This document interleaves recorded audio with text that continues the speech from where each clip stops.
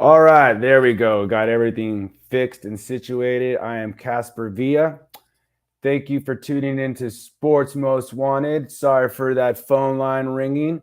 I know it's been probably a long time since you heard a landline, but yep, that's how I roll here.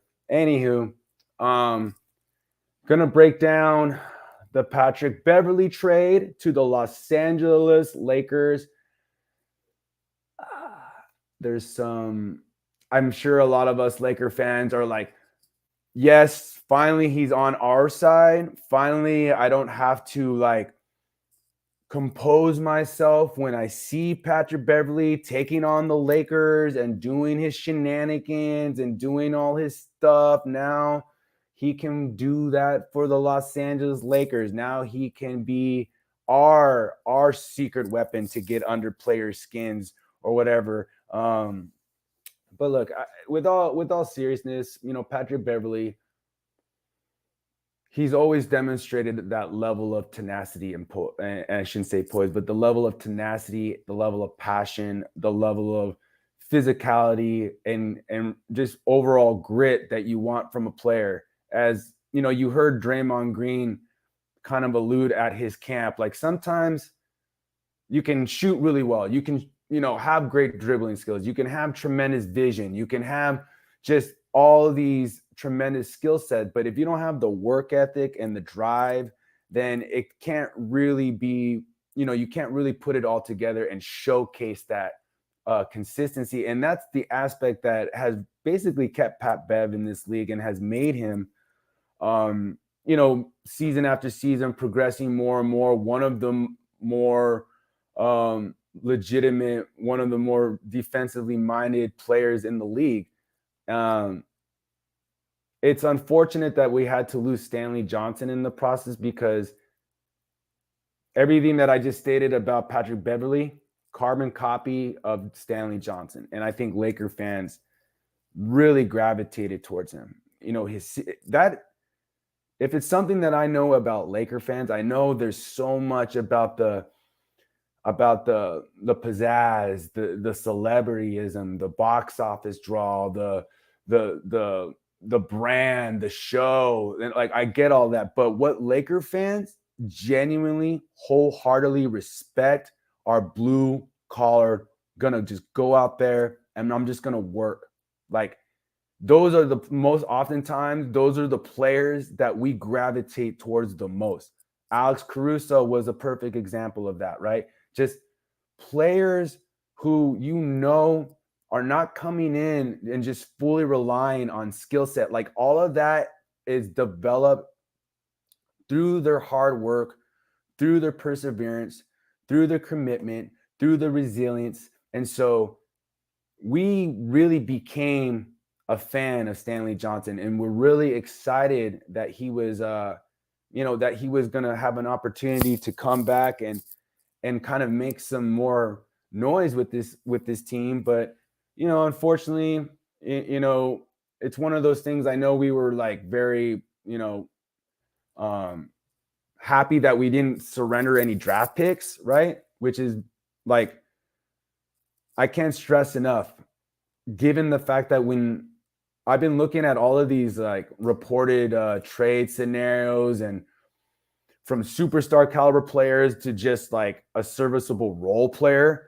it always seemed that the Lakers had to give up like two players and like a two draft picks just to get like Evan Fournier, or to get like Kimba Walker, who wasn't even playing anymore. And it's just like, it's nice that finally they could just, yeah, I shouldn't say nice, but I guess it was refreshing to see that they didn't have to include the last of their picks, like those last picks, or however you want to express it. But the 27th and 29th pick, they didn't have to surrender that. Patrick Beverley has 1 year left on his contract, up to $13 million. So you are going to get, you're going to get serviceable play out of Patrick Beverley. And then you're going to go into the offseason where you see that $13 million come off the books, along with Russell Westbrook's $47 million come off the books. So again, You now have those 2 draft picks, your 2 first rounders, 27 and 29th. You're going to be able to shed salary or get cap relief coming into that offseason, which will really allow the Lakers to explore some genuine, legitimate, solidified role players. Or they can put all the eggs in the basket and go for Kyrie Irving. Whatever the case may be, it's going to have more flexibility, a little bit more room to operate, which is, when you're looking at this situation as we've gotten to this point, yes, Russell Westbrook's still on the team.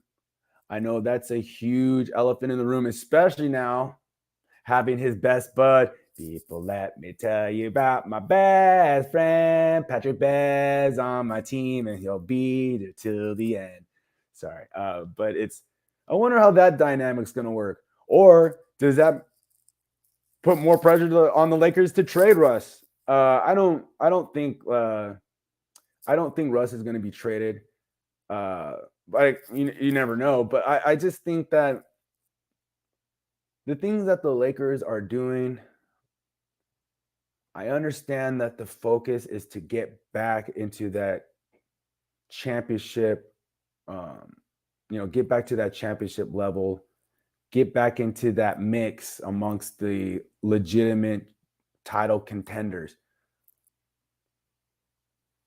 When the Lakers came in that season that they won the championship, I assure you, and there's some that are like, no, I was saying they were going to win the championship. Okay, there were a few. I will say there were a few, especially like national media peeps that were saying, yes, the Lakers have a good chance to win a championship.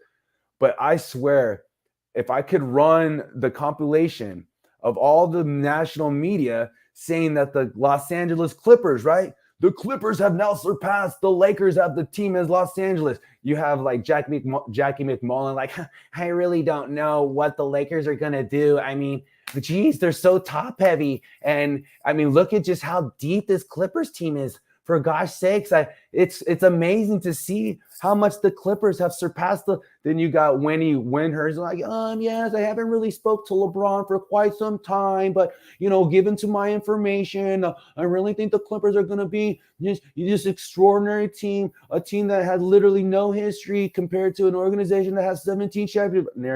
Whatever, but there was all of that. And I'm sure there was many Laker fans that believed that the Lakers were going to be a lot better team. We're in that company to be a championship team, but to go and start the season like 22-3, like literally destroying teams, literally showcasing a level of team defense and just overall size, length, and power.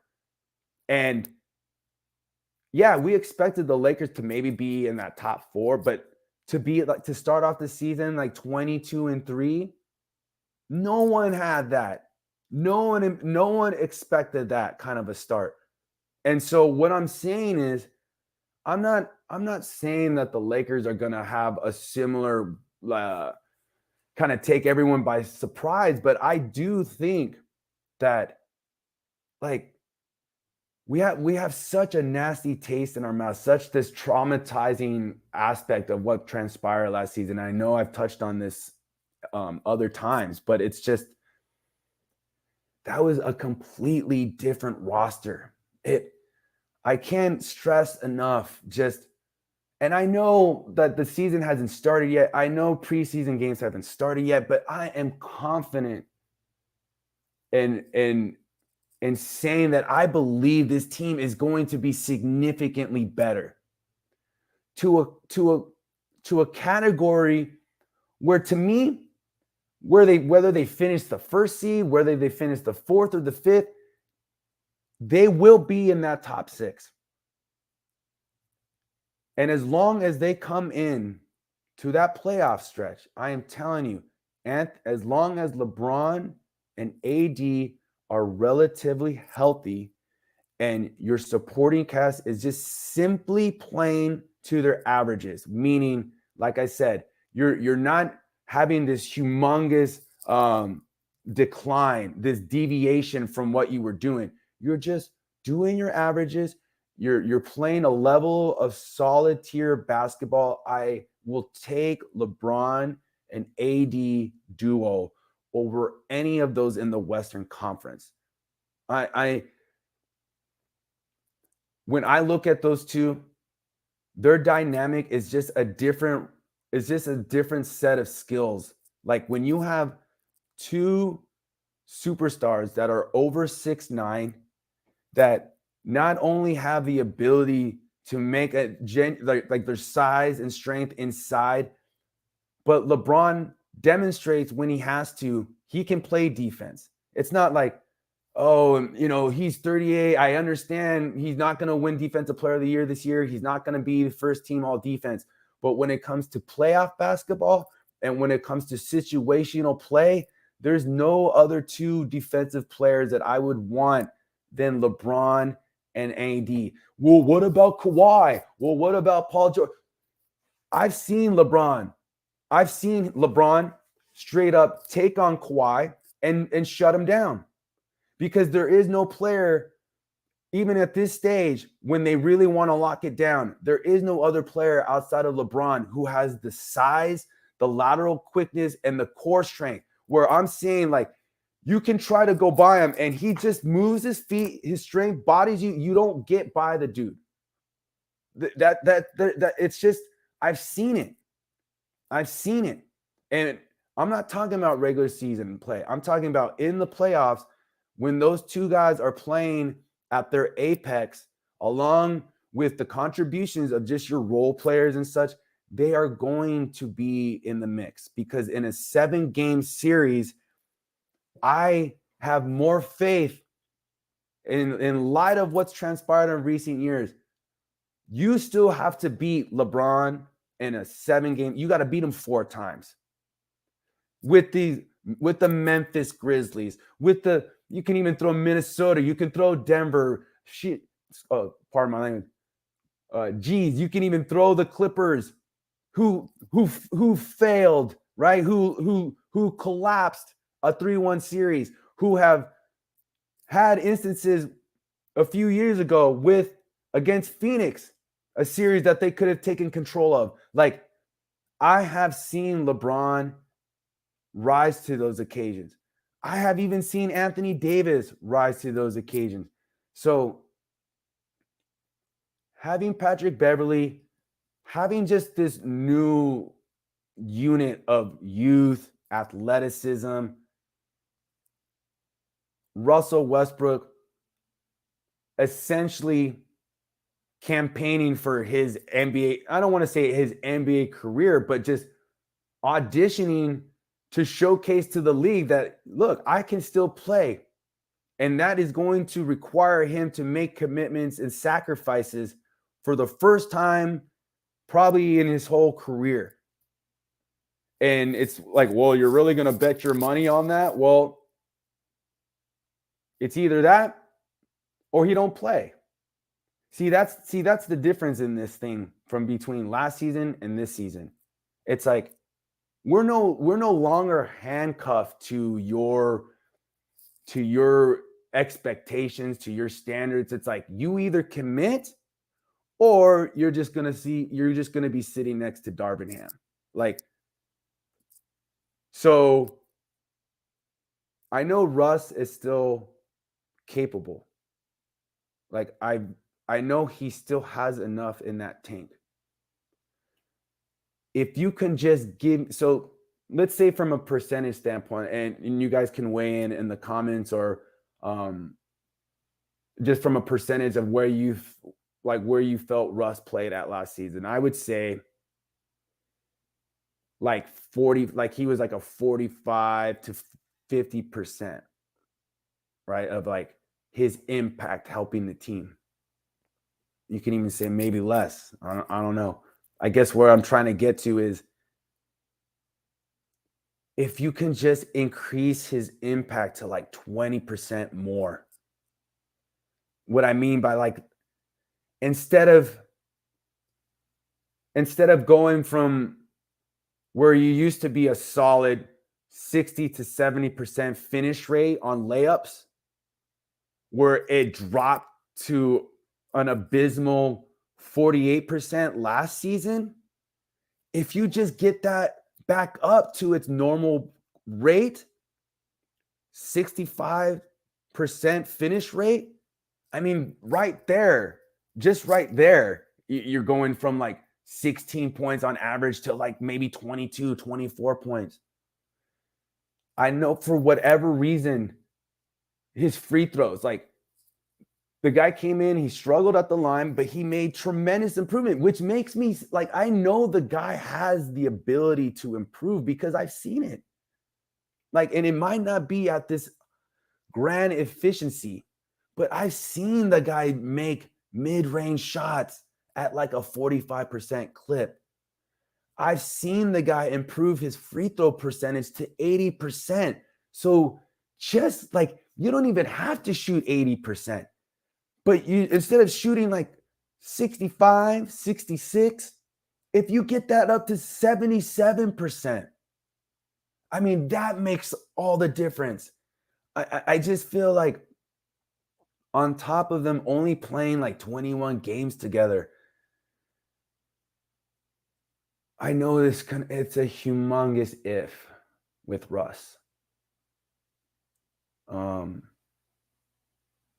I want to give him the benefit of the doubt, even though all last season with my brother and I, we just were, and I'm sure many of us were just over it.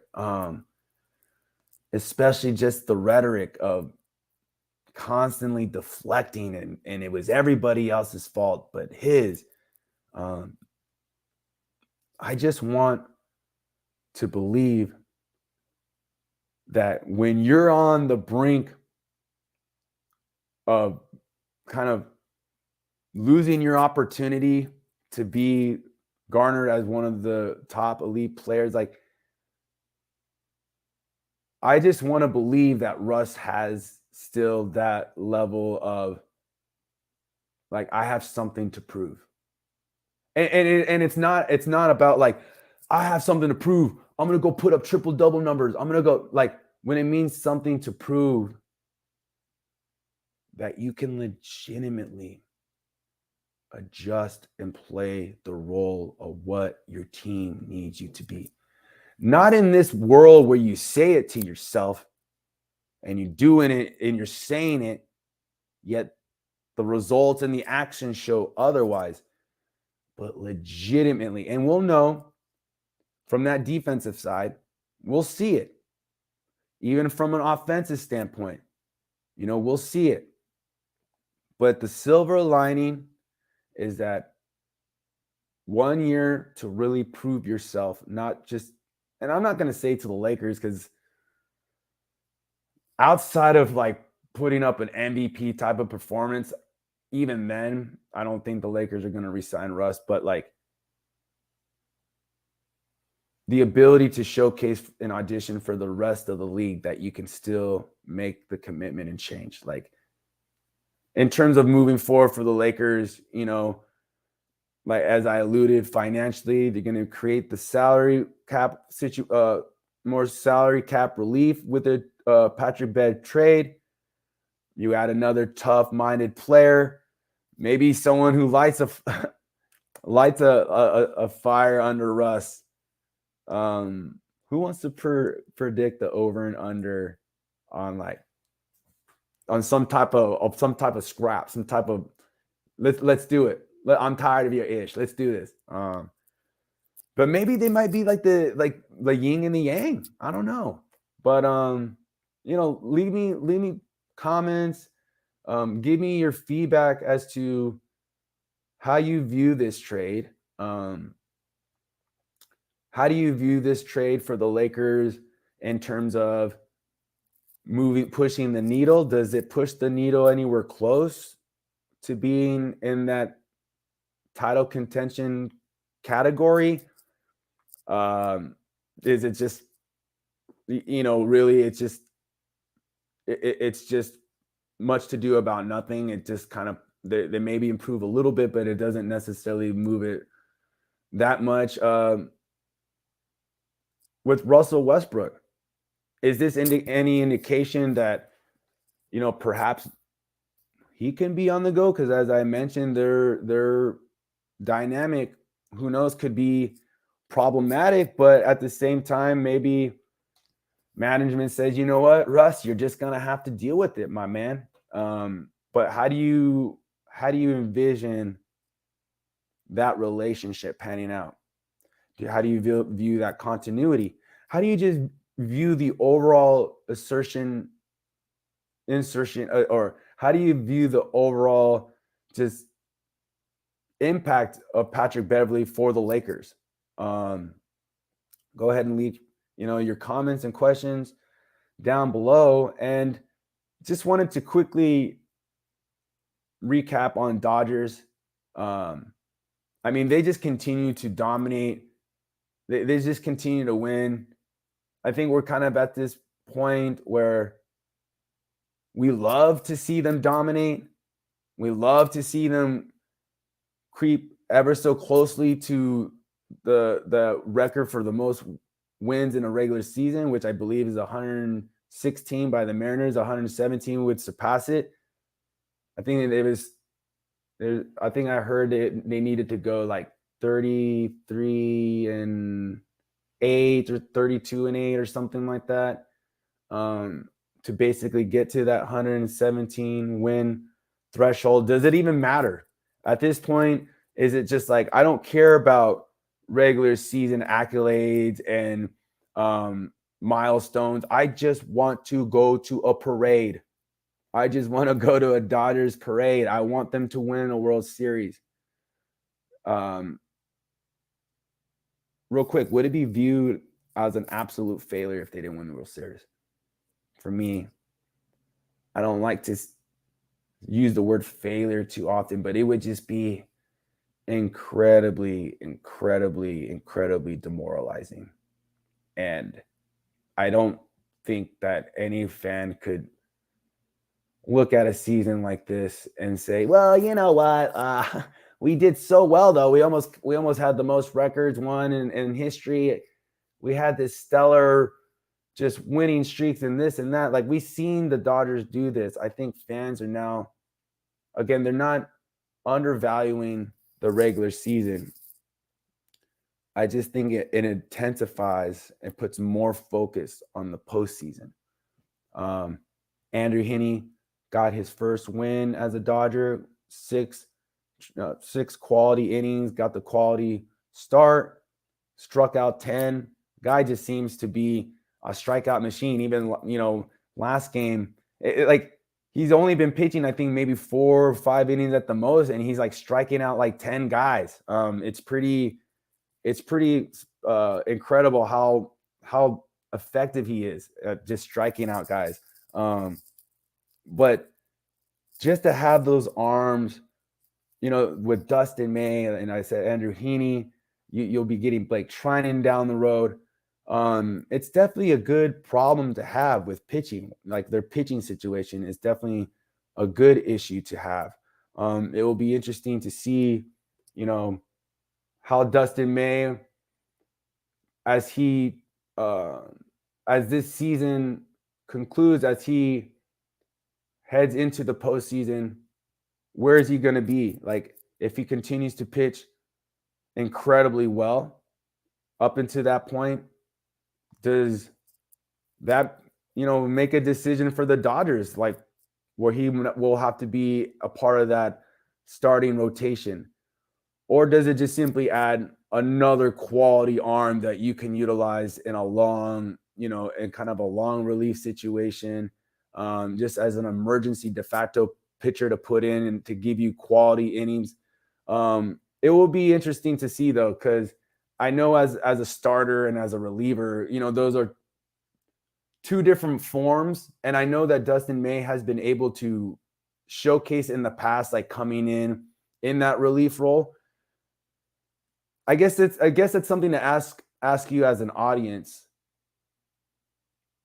Do you think the Dodgers should work Dustin May out of the bullpen in this time being? as they have, kind of these last like 30 remaining games or so, like do you think Dave Roberts will put just to kind of work it out and maybe get some run for Dustin May in that relief role?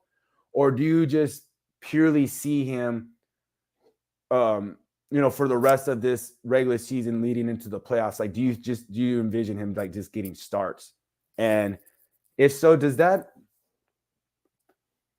make it a little challenging if you're pitching really well as a starter and then you go into the playoffs and they're like, well, we're going to use you as a reliever now? Like, how will that kind of impact Dustin May's psyche? Or overall, just how do you view it? How do you view Dustin May being utilized for this rest of the stretch? Also wanted to make a quick little announcement that in the next couple of weeks, I am going to be creating a new storytelling series, very much like the Twilight Zone, but emphasized around sports. So you're going to get a lot of just, the world of the NFTs, the world of media, and the world of just kind of like the day-to-day topics that cross through our sports universe, and adding a little twist to it. A little, like I said, a little Twilight Zone-esque. It's something that I've been working on. I've been producing a lot of just writing a lot of little short stories, because I think it would be really cool to just kind of have a series where much like it has kind of that horror elements, that supernatural elements, but within the world of sports, kind of like Black Mirrors too, but with sports. And so that is going to be another little project that I am going to be introducing in the near future. It's something that I'm especially hoping to get going as we're getting closer into the Halloween season. Add a little spookness to your Halloween experience and journey. So yeah, that would be something that I will keep you posted on. It's going to be, I do know, a Friday themed type of show, like where it's every Friday, every type of thing leading up to Halloween, or something like that. So, feel free to post any suggestions, post any topic suggestions that you think could be constructed into a good, short story. Or just comment on anything, how to improve the overall quality of your experience. But thanks again for tuning in, for the support. I've always appreciate what passionate sports enthusiasts are doing in terms of creating a template, creating a foundation for others like myself to get out there and to make this connection and to talk about sports, and to find the different the different creativity outlets to curate the type of content and information that you are excited about. So I hope all of you have a great day, and remember to hit that subscription button. All right, but wherever you go,